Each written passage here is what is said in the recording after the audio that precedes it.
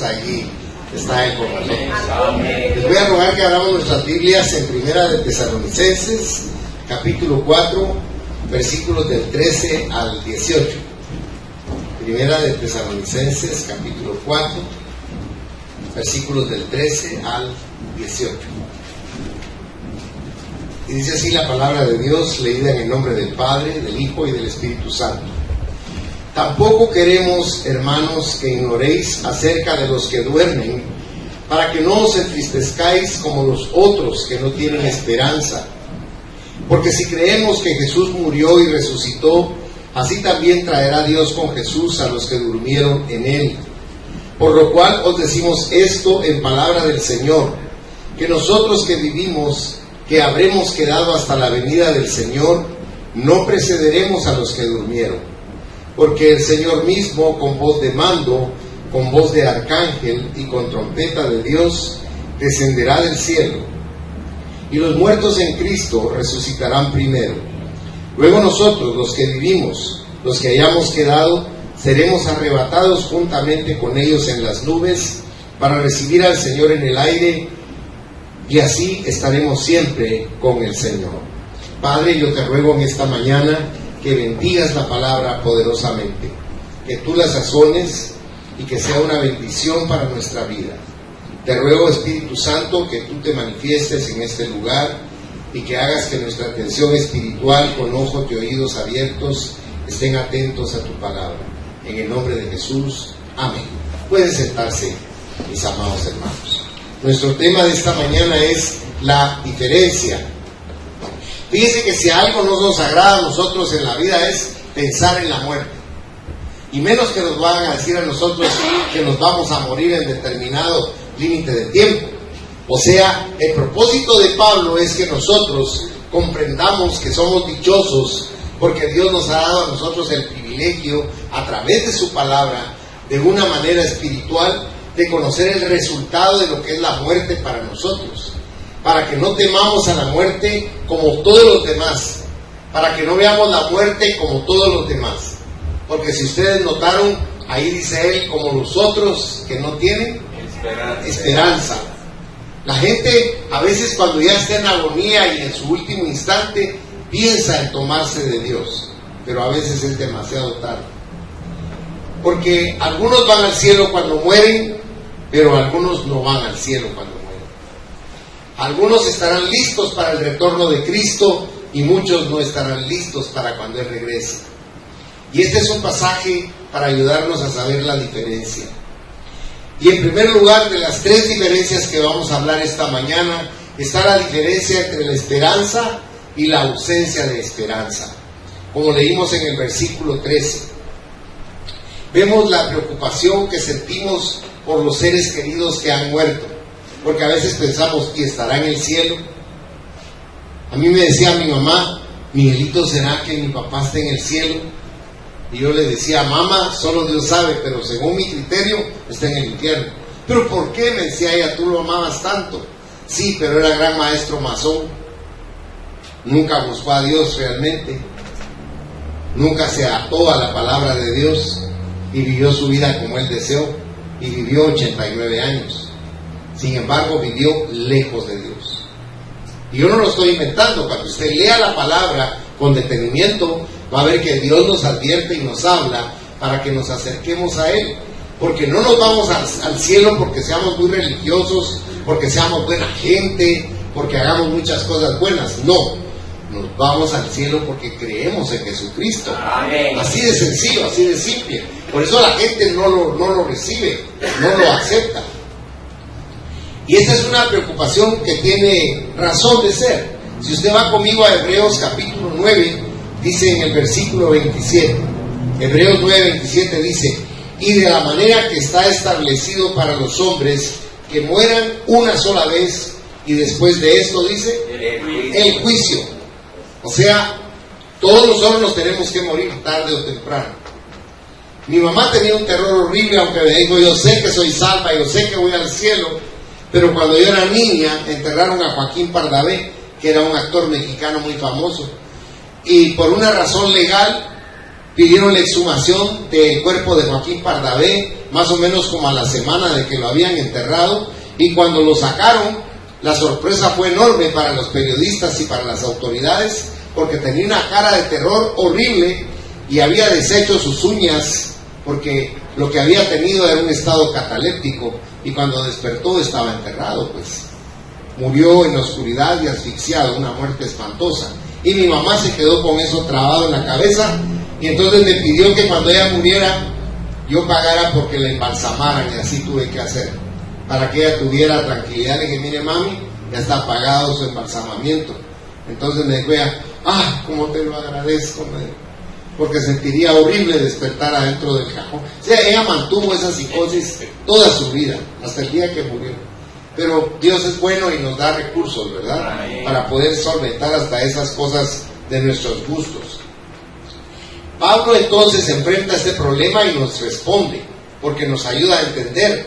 O sea que no nos afligimos como los que no tienen esperanza.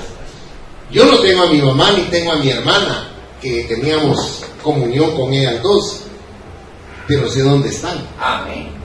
Y mi esperanza es que voy a juntarme con ellas, y para toda la eternidad, no para un tiempo determinado como aquí en la tierra. Entonces la aflicción es normal cuando muere un ser querido. Es suficiente el sentir ese sufrimiento en nuestro corazón, porque si nos atormentamos y nos queremos quitar la vida, no sirve. Por eso Dios nos da esta esperanza, para que sepamos sobrellevar esta situación. ¿Se recuerda usted de Jesús cómo amaba a Lázaro? Porque amaba a Lázaro, pero Lázaro murió y el Señor lo sabía, y usted sabe que lo resucitó. Pero en ese ínterin, cuando lo llevaron frente a la tumba de Lázaro, ¿qué hizo Jesús? Lloró. Es el versículo más chiquito en la Biblia. Si usted lo quiere ver, está en San Juan 11. San Juan 11 y en el versículo 35. Dice, Jesús lloró. Solo eso dice. Pero imagínense, para que Jesús haya llorado, les estaba diciendo que tenemos derecho a llorar cuando se nos muere un ser querido, pero no a destruir nuestra vida por ello, porque tenemos que seguir viviendo, porque a nosotros también nos va a llegar nuestro tiempo. Por eso la aflicción del cristiano es diferente. Tenemos la seguridad de cosas mejores que Dios ha preparado para nosotros por delante.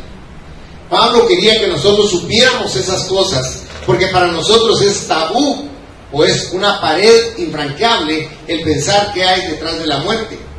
Pero Pablo tuvo la virtud de Dios de estar en ese lugar al que vamos a morir, y él regresó y nos lo explicó. Vaya a Filipenses, por favor, en el capítulo 1.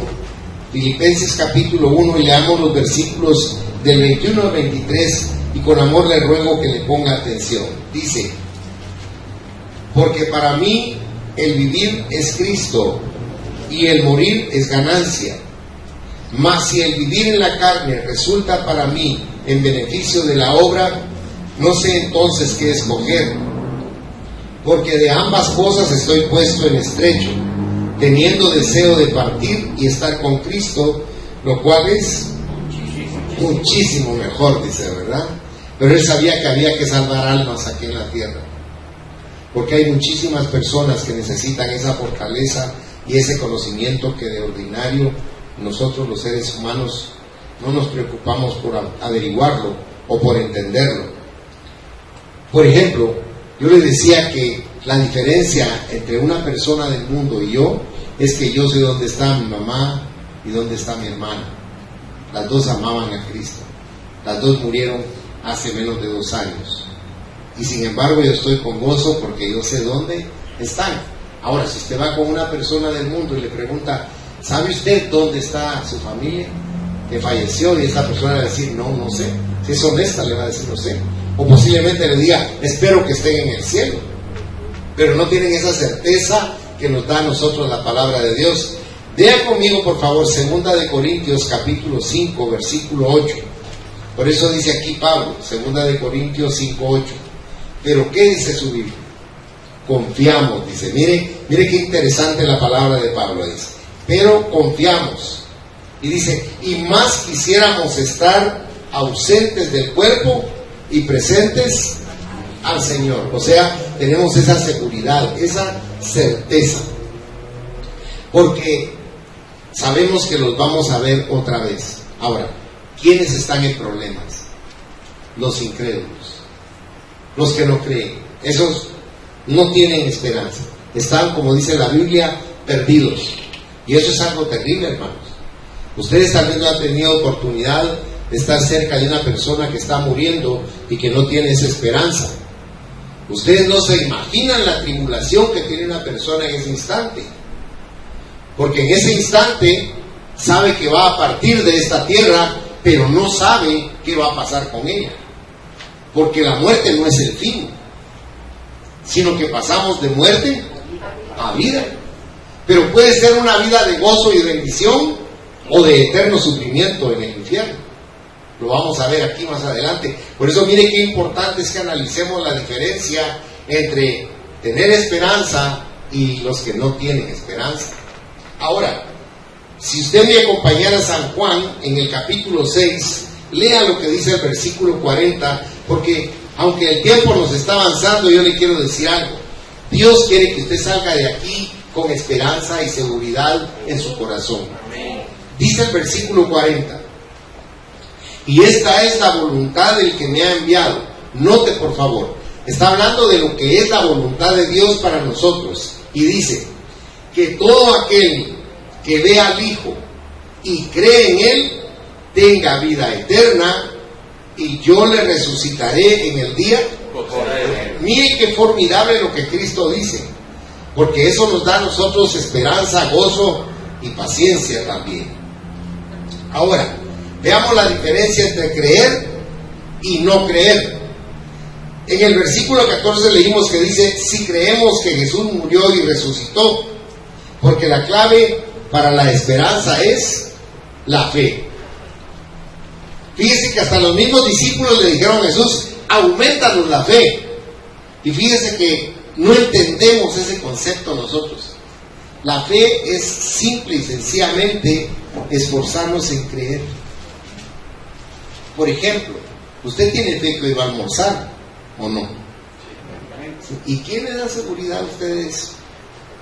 Pero usted tiene fe de que va a almorzar, o fe de que a la noche va a estar descansando en su casa, o fe de que mañana se va a levantar. ¿Me entiende lo que le quiero decir? Tenemos fe en cosas pequeñas y hasta nos sentimos seguros de ellas cuando en realidad son inciertas. Así es la fe con Dios.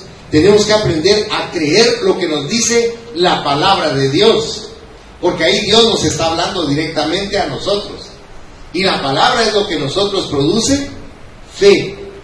Dice Pablo que la fe viene por el oír la predicación de la palabra de Dios. Pero note que a la mayor parte de iglesias falta un montón de gente. ¿Sabe por qué? Porque Satanás pone 1 y 1000 tropiezos para que no escuchen la palabra. Porque él sabe que cuando usted escucha la palabra, usted se fortalece y usted se llena de ese elemento formidable que es la fe para su vida. Porque lo más importante en nuestra vida es creer. Y eso del creer es lo que nos da la certeza de saber que la muerte no tiene poder sobre nosotros. Mire, acompáñenme al Antiguo Testamento, por favor. En Oseas, me recuerdo que está una llamada muy interesante. Si ve en el capítulo 13 de Oseas, el versículo 14, mire lo que Cristo está diciendo aquí por boca del profeta. Dice, de la mano del Seol los recimiré. O sea, el Seol es la tumba, ¿verdad? Dice, de la mano del Seol los redimiré. Noten, los libraré de la muerte. ¿Y ahí qué dice? Oh muerte, yo seré tu muerte. Aleluya. ¿Se da cuenta? La muerte ya no tiene poder en usted ni en mí, porque nosotros no morimos, hermanos. Por eso la gente cree que estamos locos, pero no es eso, sino que Dios nos dijo la verdad. Ahí lo está diciendo claro el profeta, y dice, oh muerte, yo seré tu muerte y seré tu destrucción, oh Seol. La tumba no va a tener poder ya, porque la compasión será escondida de mi vista, dice. ¿Quién tenía el poder de la muerte antes? Satanás. ¿Y qué hizo Cristo en la cruz del Calvario? En esa cruz le quitó el poder de la muerte a Satanás. ¿Saben por qué? Porque Él fue el primer resucitado. Claro que hubo otras resurrecciones antes, pero volvieron a morir. Pero Cristo resucitó y ahora está sentado a la diestra del Padre. Está vivo. Gloria a Dios. Bendito sea su nombre. Entonces, cuando usted adquiere fe, y fíjese que ¿qué fe exige Dios de usted y de mí? Dice como una semilla de mostaza, que es algo tan pequeño. Dice Jesucristo que si la fe nuestra tuviese esa dimensión, ese diámetro, si la pudiéramos medir la fe, algo tan diminuto, tan pequeño, tan sin esencia si usted quiere, pero suficiente sería, dice Cristo, para que le dijéramos a este monte, desarráigate, plántate allá, y lo haría. Y no está hablando el Señor de que seamos como un bulldozer, no. Dios está hablando de que la fe que tendríamos con esa semilla de mostaza cambiaría las vidas de muchos, cambiaría nuestro estado de ánimo, cambiaría nuestra fe, cambiaría nuestra vida, cambiaría nuestra salud, cambiaría todo. Pero Satanás no deja que creemos fe en nuestro interior. Él quiere anularla siempre, y nosotros pensamos como cristianos en negativo. Analícese y va a ver, siempre somos depresivos y somos negativos. Ay, no, háblele a fulano. Ay, bueno, no va a creer. Y el que hace la obra es Dios, no somos nosotros. Nosotros solo tiramos la semilla, y la semilla cae en la tierra, y ¿quién la hace fertilizarse? Dios la hace crecer. Él da el crecimiento. Por eso creer es confiar. Y fíjense que hay algo interesante, es más que la aprobación de nuestro racionalismo. En la fe no use su mente. Claro, tenemos que usar la mente. Entiéndame lo que le quiero decir. No use su razón, su análisis. Sea como un niño y crea. Dios no nos está diciendo vuélvete un tonto y no pienses. No, Él está diciendo cree. Sencillamente cree. Cuando usted es un niño le promete algo, el niño está seguro de que eso va a ser así. Él lo cree en su corazón, porque Él tiene fe en usted, Él cree en usted, y eso es lo que Dios quiere. Debemos descansar con seguridad en Cristo, porque Él murió y resucitó para que nosotros creyéramos. Ese es el elemento fundamental. Se recuerda que Pablo en 1 Corintios 15 dice que si nosotros no tenemos la resurrección de Cristo, ¿qué está diciendo que es nuestra fe? Vana, no sirve, porque Cristo no resucitó, pero Cristo resucitó. Gloria a Dios. Por eso tenemos esa certeza nosotros. Fíjese que creer es sinónimo de ser salvo. Si usted va a Hechos 16, versículo 31, Pablo y Silas, al haber salido milagrosamente de la cárcel, le dicen al carcelero, dice, señores, ¿qué tengo que hacer para ser salvo? Les dijo él. Y ellos le dijeron, cree en el Señor Jesucristo y serás salvo tú y tu casa. Miren, hermanos, eso es lo más maravilloso que puede haber. Miren, la vida es linda, la vida vale la pena vivirla, tiene cosas maravillosas. Mi suegra tenía un tío de ella que era un hombre próspero, tenía varias fincas en la costa sur, y un día iba con su mejor amigo y quisieron matar al mejor amigo, y la bala pasó, mató al amigo y a él le voló los ojos, le sacó los ojos y lo dejó ciego.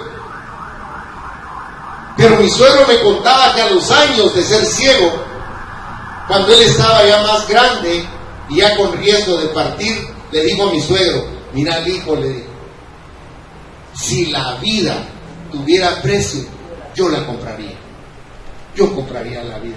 La vida es linda. ¿Usted ha oído algún ciego que diga eso? Pero ¿saben qué es lo que pasa? A veces Dios tiene que quitarnos los ojos de carne para que abramos los ojos espirituales. Gloria a Dios, ustedes ni yo tenemos necesidad de eso, porque Él nos está abriendo con amor. Para que nos damos cuenta de que la vida es bella, hermano. La vida es preciosa, pero ¿saben qué? Esta vida no es nada para la vida que el Señor nos tiene preparada. Y aquí quiere que nos preparemos para esa vida eterna de felicidad. No hay enfermedad, no hay vejez, no hay dolencias, no hay envidias, no hay nada de lo que hay aquí en esta tierra. La inseguridad y el temor que manejamos y tenemos, la ansiedad que embarga nuestro ser y nos aniquila los nervios. Todo eso no va a existir allá, porque Dios ha preparado algo maravilloso, porque creer en Jesús es estar seguro del cielo. Acompáñenme a la primera carta de Juan, por favor. Primera carta de Juan, capítulo 5, versículos 12 y 13. Mire lo que dice aquí el apóstol: el que tiene al Hijo, tiene la vida. El que no tiene al Hijo de Dios, no tiene la vida. Estas cosas os he escrito a vosotros que creéis en el nombre del Hijo de Dios, para que sepáis que tenéis vida eterna, y para que creáis en el nombre del Hijo de Dios. Mire cómo nos exhorta con tanto amor para que nosotros creamos. Porque, ¿qué pasa con los que se rehúsan a creer? No tienen esperanza del cielo y están perdidos para siempre. Si usted me acompañara al Evangelio de San Juan, capítulo 3, versículo 18. Mírenlo por favor conmigo. San Juan 3, verso 18. Dice ahí la palabra: el que en él cree no es condenado, pero el que no cree ya ha sido condenado, porque no ha creído en el nombre del unigénito Hijo de Dios. Mire qué tremendo es para el que no cree. Por eso el incrédulo tiene que recibir la palabra, aunque le caigamos mal. Le tenemos que decir que hay esperanza, aunque nos rechacen y se enojen. Dios se va a encargar de ablandarles el corazón. Y por último, vemos la diferencia entre la primera resurrección y la segunda resurrección, porque van a haber dos. Verso 16 de Primera Tesalonicenses 4. Dice en nuestra porción que fue nuestro título de este sábado: porque el Señor mismo, con voz de mando, con voz de arcángel y con trompeta de Dios, descenderá del cielo, y los muertos en Cristo, ¿qué dice su Biblia? Resucitarán primero. Mire qué importante es saber esto, porque es lo que ocurrirá cuando Cristo venga. Dice que el Señor descenderá del cielo con voz de mando. Fíjese que en el original griego es keleusmati, o sea, esa es una voz militar. Usted se ha fijado cuando están los soldados en descanso y el subteniente que está a cargo del pelotón dice, ni siquiera dice firmes, sino solo ahorita se ponen todos firmes. ¿Por qué hacen eso? Porque reconocen una autoridad que les está ordenando algo. Parece que fuera mecánico, ¿verdad? Pero no, ellos están en descanso y oyen el pujido, inmediatamente se ponen firmes, porque es una voz de autoridad. Entonces cuando el Señor venga, vamos a oír esa voz, fíjense, hermanos. Bendito Dios. ¡Listo! ¡Sí, Señor! Y está ya, miren su flamerizo de pensar en el momento en que el Señor nos tome con ese poder sobrenatural. Pero nos habla también de la voz del arcángel. ¿Sabe por qué? Porque van a haber millones de ángeles en el cielo. Y cuando Cristo dé esa voz, esa orden, este arcángel va a gritarle a los ángeles y va a decir: alaben al que vive por siempre, porque es un momento de suma magnitud para la humanidad. Y los ángeles van a elevar cantos poderosos para Dios. Por eso es que ese arcángel va a gritar. Pero también vimos que va a sonar la trompeta, porque la trompeta es para llamarnos, para advertirnos y para convocarnos. Dice que todo tiene un sentido en la palabra, y la misma palabra nos enseña esto que le estoy diciendo. No crea que yo me lo inventé, eso está en la Biblia, lo que le estoy diciendo. Pero es tan importante analizarlo, porque Jesús retorna de los cielos, pero con los que se han ido al cielo, con los que han creído en Él, con ellos regresa. Y es importante porque Él va a resucitar los cuerpos de esos que murieron. Si yo muriera hoy y me fuera con el Señor, en el rato yo voy a venir con Él, porque mi cuerpo va a estar enterrado. Pero aunque sea hecho polvo, el Señor va a integrar el cuerpo que yo tuve, y dice que en un quinto de segundo lo va a hacer salir de la tumba ya como un cuerpo nuevo, como un cuerpo idéntico al de nuestro Señor Jesucristo. El cuerpo de Cristo podía hacer cosas increíbles como atravesar sólidos. Él podía entrar en una casa sin entrar por la pared. Él podía ver cosas que nadie puede ver, porque nosotros vamos a tener el cuerpo de Cristo. Y usted me dirá, ¿y qué anticipo tenemos de eso? Vaya a 1 Corintios, si es tan amable, en el capítulo 2, versículo 16. Mire cómo dice ahí la palabra, porque usted dirá, ay, vamos a tener el cuerpo, pero mire lo que dice ahí la palabra. 1 Corintios capítulo 2 y versículo 16, si mal no recuerdo.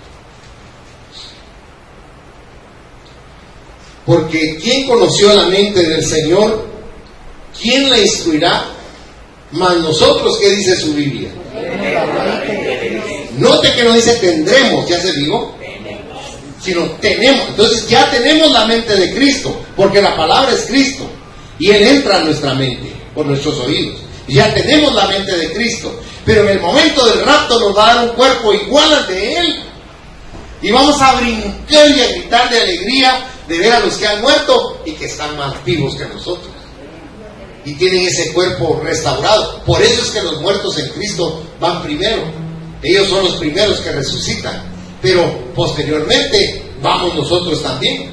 Los creyentes que estemos vivos vamos a seguir con ellos. Vaya a 1 Corintios 15, verso 51, si es tan amable. 1 Corintios 15, verso 51 dice, aquí nos habla Pablo algo interesante, dice, he aquí os digo un misterio, no todos dormiremos. Eso se refiere a la muerte, como decir, no todos estaremos muertos, pero todos seremos esperanza. Miren, y seremos transformados a tener el cuerpo de Dios, a tener el cuerpo de nuestro Señor Jesucristo. Porque toda esa nube de creyentes del rapto se van a ir con Dios. Eso va a ser algo portentoso. Todos los incrédulos sí se van a quedar, hermanos. Ellos no van a partir con nosotros, porque los muertos incrédulos no van a ser resucitados. Esa es la primera resurrección. Porque los que resuciten van a recibir el cuerpo que una vez tuvieron, y nosotros vamos a ser transformados. Pero los incrédulos no van a resucitar, porque va a estar primero la gran tribulación, que es una semana de años, 7 años de tribulación, y cuando concluye viene el milenio, 1000 años en los cuales Cristo va a gobernar la tierra, porque va a ser un esquema de lo que pudo haber sido la tierra con Adán y Eva, gobernando Cristo en la tierra. Van a haber muchos humanos todavía, nosotros ya vamos a ser seres celestiales, que vamos a estar en la tierra, pero muchos humanos van a ver y se van a multiplicar grandemente. Ahora, Juan vio que el resto de los muertos, los incrédulos, los resucitarían después de los 1000 años. Y advirtamos lo que dicen las Escrituras: habrá 1000 años entre la primera resurrección de creyentes y el resto de los muertos. Porque si usted ve conmigo, por favor, Apocalipsis capítulo 21, hágame favor, en una carrerita vayamos ahí, versículo 8, Apocalipsis 21, versículo 8, mire cómo habla aquí, dice: pero los cobardes e incrédulos, los abominables y homicidas, los fornicarios y hechiceros, los idólatras y todos los mentirosos tendrán su parte en el lago que arde con fuego y azufre, que es la muerte segunda. O sea, esa segunda resurrección es para muerte eterna. Por eso la primera resurrección es para vida eterna. Ahora vaya conmigo al capítulo 20, versículo 5. Aquí terminamos el mensaje. Apocalipsis 20, del 5 al 15. Y con todo amor le ruego que le ponga mucha atención. Dice la palabra de Dios: pero los otros muertos no volvieron a vivir hasta que se cumplieron 1000 años. Cuando dice esta es la primera resurrección, se refiere a lo que le estaba explicando, no en el momento después de los 1000 años, sino antes de los 1000 años. Luego dice: bienaventurado y santo el que tiene parte en la primera resurrección. La segunda muerte no tiene potestad sobre estos, sino que serán sacerdotes de Dios y de Cristo y reinarán con Él 1000 años. Cuando los 1000 años se cumplan, Satanás será suelto de su prisión y saldrá a engañar a las naciones que están en los 4 ángulos de la tierra, a Gog y a Magog, a fin de reunirlos para la batalla, el número de los cuales es como la arena del mar. Y subieron sobre la anchura de la tierra y rodearon el campamento de los santos y la ciudad amada, y de Dios descendió fuego del cielo y los consumió. Y el diablo que los engañaba fue lanzado en el lago de fuego y azufre, donde estaban la bestia y el falso profeta, y serán atormentados día y noche por los siglos de los siglos.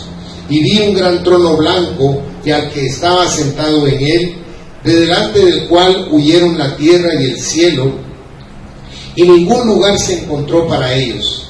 Y vi a los muertos, grandes y pequeños, de pie ante Dios, y los libros fueron abiertos, y otro libro fue abierto, el cual es el libro de la vida, y fueron juzgados los muertos por las cosas que estaban escritas en los libros según sus obras.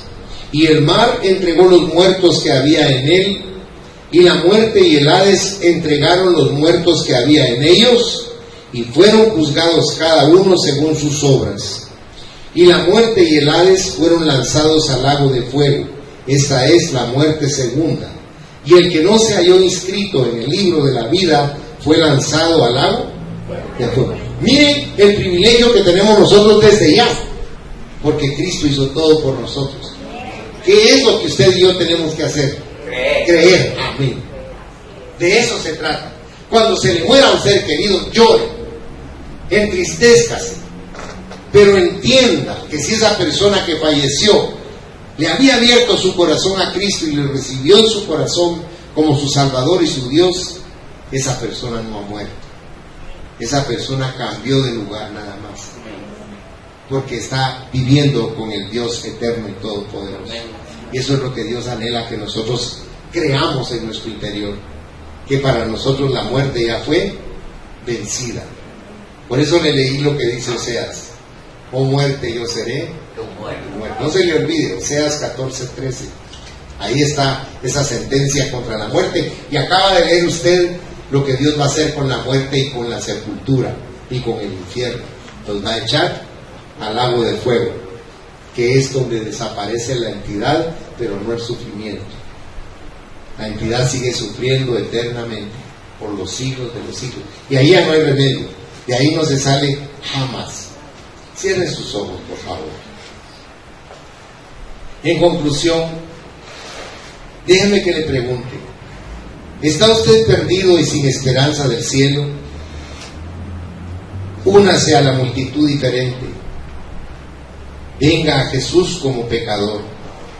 Recíbalo por fe y esté listo para el cielo y su retorno. Señor Dios Todopoderoso, yo te doy gracias por tu palabra que nos revela y nos enseña la verdad. Y yo te agradezco por la vida de cada uno de los presentes y te suplico que afirmes la fe que ellos tienen cada día más, para que comprendan que ellos no están alrededor de su trabajo, de su familia o de sus posesiones, sino están alrededor de ti. Giramos alrededor de ti como nuestro sol de luz y de vida. Te pido, Padre, que no sea parte de ellos tu benevolencia, tu favor, tu misericordia, tu bondad y tu cuidado. Abre las ventanas de los cielos sobre ellos y derrama la riqueza abundante de tu revelación, para que ellos puedan comprender cómo hemos vivido ignorando tantos misterios tuyos que están en tu palabra. Para que enriquezca, Señor, nuestro corazón, aumente nuestro acervo espiritual y podamos vivir confiadamente, sabiendo que tenemos esperanza. Te pido en esta mañana, Señor, que bendigas a cada uno de ellos que hizo el esfuerzo de estar aquí, y que no sea parte de ellos tu bien, tu luz y tu misericordia. Y yo los bendigo como tu ministro, como tu sacerdote, en el nombre del Padre, del Hijo y del Espíritu Santo, para que tu paz llene todo su ser y para que nos hagas disfrutar de tu presencia y de tu amor, en el nombre de Jesús. Amén, Señor. Y amén. Que el Señor les bendiga ricamente, mis amados hermanos.